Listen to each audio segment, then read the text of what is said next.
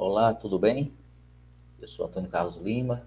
Esse é o programa Evangelho em Foco do Estandarte da Liberdade.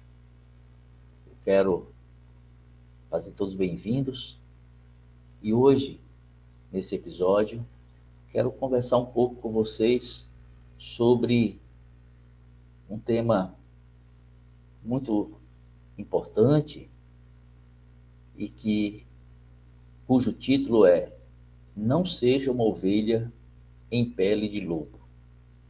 Não, você não entendeu errado. E eu não falei errado. O título desse episódio é esse mesmo: Não seja uma ovelha em pele de lobo. Eu sei que nós estamos acostumados com a expressão lobo em pele de ovelha. E nós sabemos muito bem do que se trata essa expressão, né? No capítulo 7, no versículo 15 do livro de Mateus, o próprio Salvador Jesus Cristo alertou seus seguidores: Acautelai-vos, porém, dos falsos profetas, que vêm a vós vestidos como ovelhas, mas interiormente são lobos devoradores. Discernir um lobo oculto em meio ao rebanho é muito importante para a sobrevivência da ovelha. Assim, nos versículos seguintes, do 16 ao 20, daquele mesmo capítulo, o Salvador explica como identificar um lobo disfarçado de ovelha. Ele disse: Por seus frutos os conhecereis. Porventura colhem-se uvas dos espinheiros ou figos dos abrolhos? Assim, toda árvore boa produz bons frutos, e toda árvore má produz frutos maus. Não pode a árvore boa dar maus frutos, nem a árvore má dar bons frutos. Toda árvore que não dá bom fruto, corta-se e lança-se no fogo. E assim, pelos seus frutos os conhecereis. Evidentemente, o Salvador não estava falando apenas dos que, para seus próprios intentos, criam igrejas, filosofias e conceitos, arrebanhando muitos, a muitos, pelas palavras bonitas e ofertas agradáveis aos ouvidos, de salvação sem sacrifícios, de bênção sem compromissos e de perdão sem mudança de coração. Ele também não descrevia somente os que pregam a intolerância religiosa e mesmo o fim das religiões, apresentando as falsas doutrinas do secularismo, do niilismo e de uma ética que procura destruir a base do evangelho, a família. Então, de quem mais o mestre falava? Ele falava dos que, estando em meio ao rebanho, e o rebanho é a igreja de Jesus Cristo, são, na verdade, lobos fantasiados de cordeiros. Dos que, embora estejam entre os que professam seguir a Cristo, trazem em seu coração a maledicência e a discórdia. Sempre sorridentes diante da maioria das ovelhas, não hesitam em mostrar os dentes àqueles que percebem suas ações com o intuito de intimidá-las,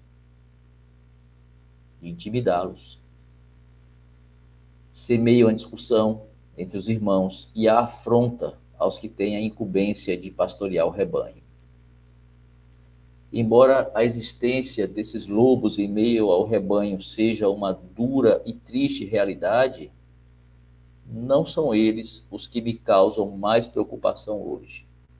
Os olhos e ouvidos atentos dos pastores e das ovelhas podem facilmente identificá-los. Mais cedo ou mais tarde, deixarão um sinal, uma evidência da sua real natureza. Pois que, tal como o joio não é trigo, o lobo não é ovelha, e não conseguirá manter seu disfarce por muito tempo. O que me traz mais preocupação que um lobo em pele de ovelha é uma ovelha em pele de lobo. Noto com tristeza a crescente transformação pela qual muitos parecem passar.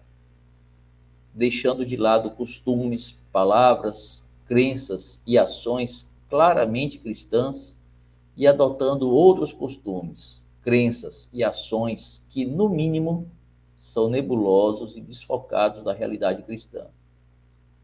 Com o propósito de serem mais prontamente aceitos pelo mundo, essas ovelhas disfarçam-se de lobos, relativizando doutrinas, princípios, normas e práticas do Evangelho, tornando-os mais agradáveis e menos exigentes. É a mundanização da vida cristã. O apóstolo Paulo, talvez prevendo esse tipo de comportamento, alertou aos santos: abstende-vos de toda a aparência do mal. A aparência do mal é a capa de lobo sobre o pelo da ovelha. Deve ser eliminada, jamais vestida. É muito interessante a presença da palavra toda nessa escritura. Essa palavra toda elimina qualquer dúvida sobre se nesta ou naquela situação nós podemos racionalizar. Não deve haver tolerância para o mal.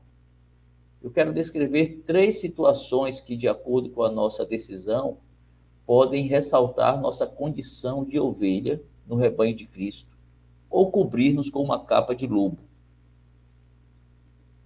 Primeira, o modo como proclamamos a verdade. O profeta Leí narrou o sonho que teve da árvore da vida. Ele descreveu elementos físicos e também sentimentos e atitudes das pessoas. Em um dos momentos mais importantes de seu relato, ele disse: e depois de haverem comido do fruto da árvore, olharam em redor, como se estivessem envergonhados.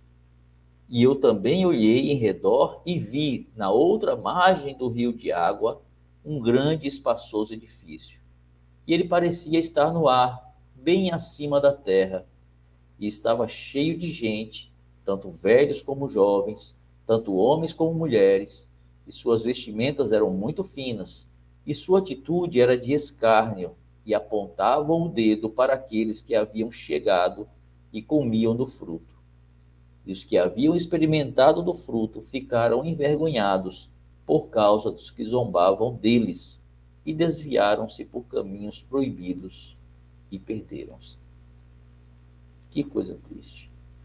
Pessoas que seguiram no caminho estreito e reto, que apegaram-se com firmeza à barra de ferro, que venceram a névoa de escuridão, que chegaram à árvore e comeram do fruto, afastaram-se dele.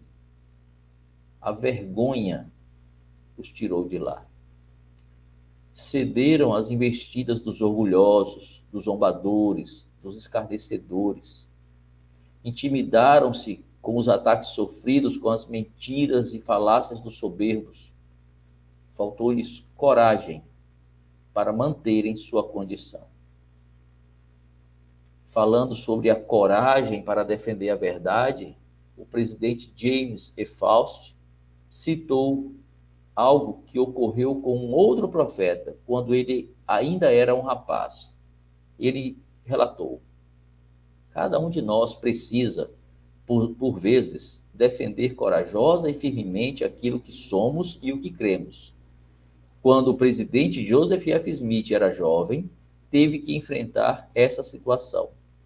Certa manhã, quando, com vários outros missionários, estava voltando para a cidade de Salt Lake, um grupo de rudes inimigos dos Mormons, que era como éramos chamados à época, aproximou-se a cavalo, dando tiros e dizendo impropérios. O chefe deles pulou do cavalo e disse: vamos matar qualquer um que seja mormon. Os outros missionários tinham corrido para o mato, mas Joseph F.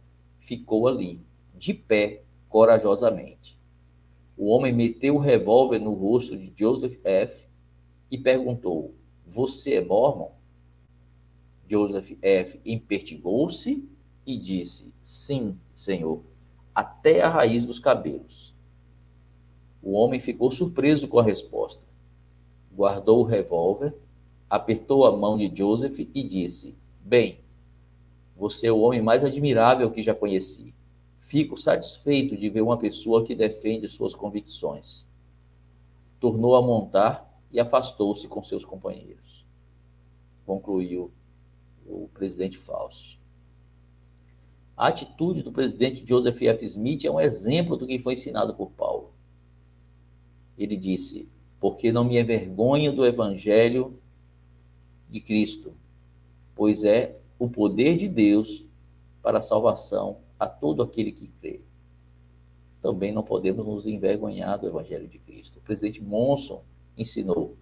Ele disse: vou dar-lhes uma fórmula simples pela qual podemos medir as escolhas com que se defrontam, pela qual podem medir as escolhas com que se defrontam. É fácil recordá-la.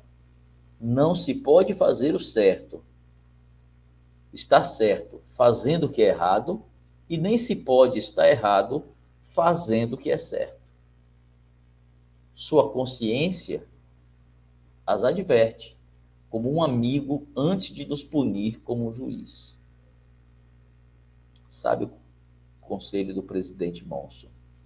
E foi o Elder Ulisses Soares, do Coro dos 12, que também falou a esse respeito, dizendo: tenha a coragem moral de permanecer firme na obediência à vontade de Deus, mesmo que tenha que ficar sozinho.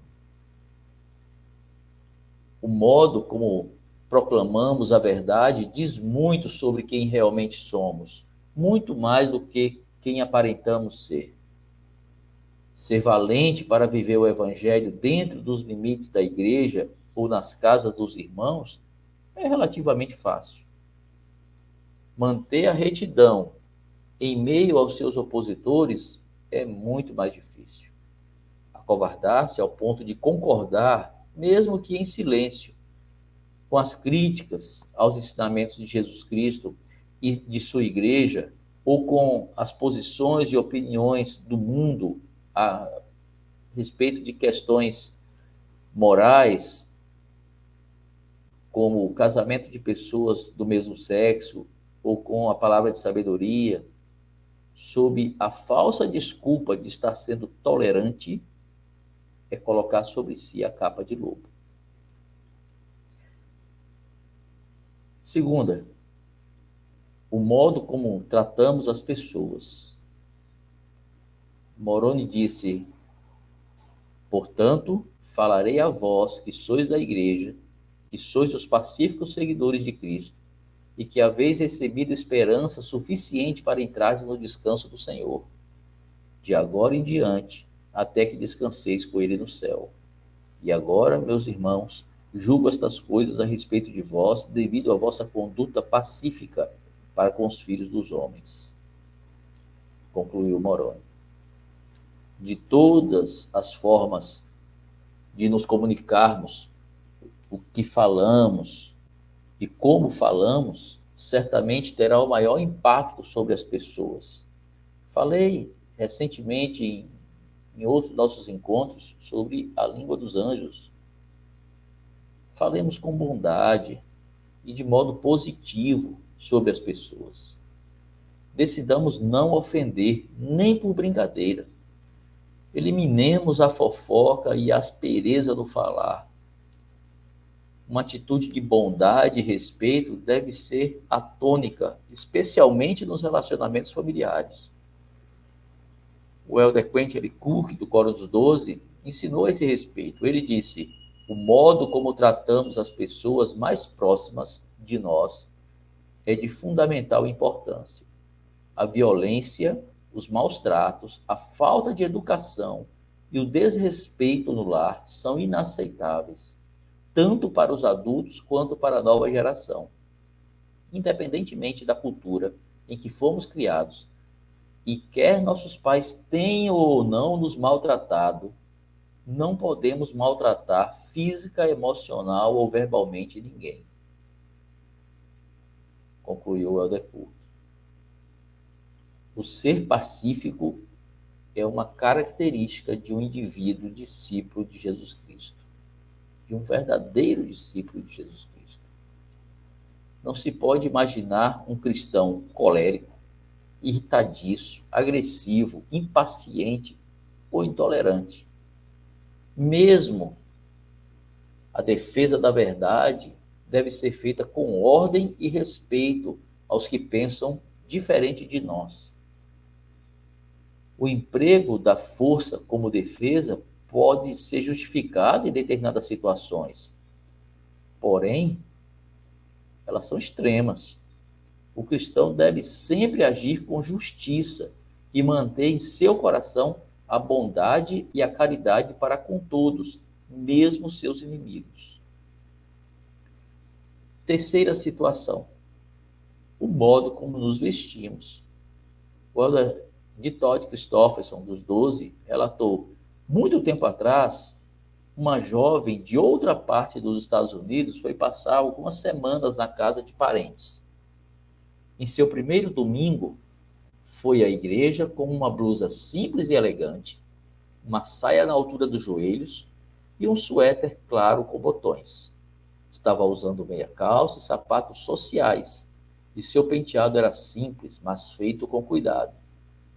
No todo, sua aparência transpirava graça jovial. Infelizmente, sentiu-se logo deslocada. Parecia que todas as outras jovens de sua faixa etária estavam usando saias informais, algumas muito acima dos joelhos. Usavam também camisetas justas que às vezes mal chegavam à cintura. Não usavam meias nem meias calças e calçavam tênis ou sandálias de dedo. Poderíamos esperar que, ao verem a nova moça, as outras percebessem o quanto seu modo de vestir-se era inadequado para a capela e o dia do Senhor, e imediatamente mudassem para melhor. Contudo, a triste realidade é que foi a visitante que, para não destoar do grupo, adotou os hábitos das anfitriãs, concluiu o elder Christofferson. Irmãos, o modo como nos vestimos também diz muito sobre quem realmente somos, muito mais do que quem aparentamos ser. Naquela mesma mensagem, A Língua dos Anjos, falei sobre esse assunto, não foi?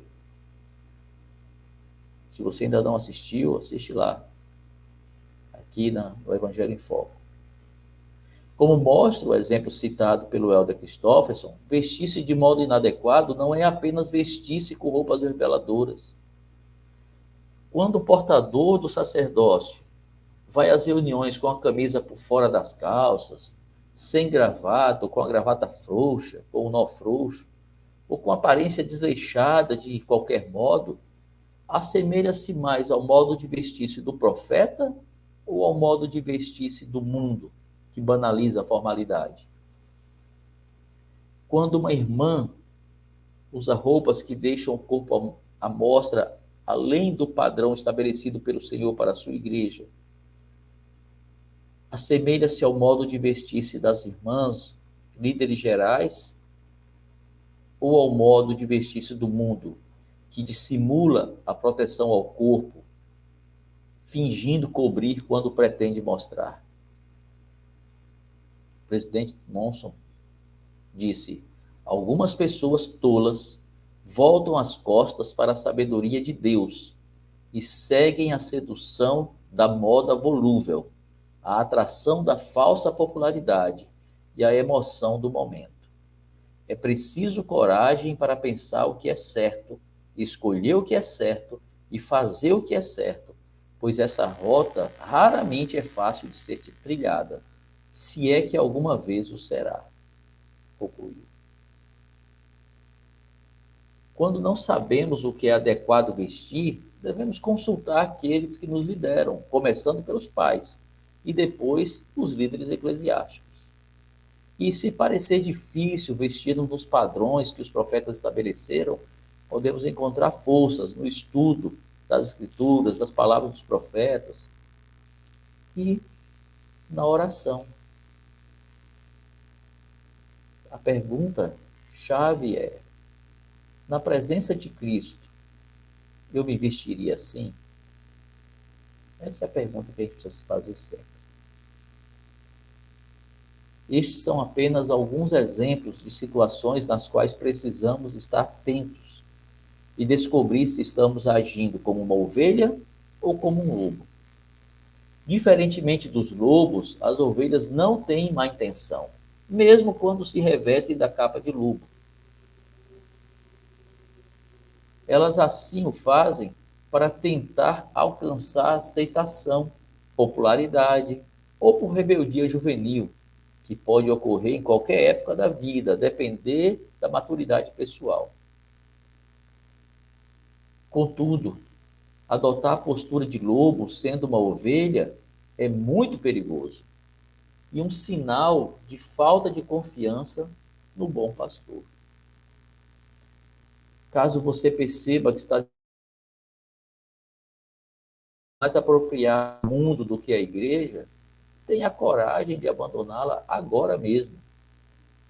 Lembre-se, você é uma ovelha do rebanho do Senhor, você não é um lobo. Já há lobos demais rondando o rebanho. Eles não precisam de mais um. E você não precisa tornar-se como um deles. Transforme-se, mas para melhor. Torne-se como o Senhor Jesus Cristo, que foi o Cordeiro, o nosso exemplo. Essa é a medida do discipulado. E essa é a minha mensagem de hoje. Eu espero que você tenha gostado e peço que você possa curtir esse vídeo se gostou, inscrever-se no canal se ainda não fez. São ações gratuitas, mas que nos ajudam muito a espalhar essa mensagem para outras pessoas. E que você possa também divulgar esse link dessa mensagem para seus amigos, seus familiares, para todos que você puder e desejar. Muito obrigado e até a próxima quinta-feira, às 20 horas, em mais um Evangelho em Foco. Tchau!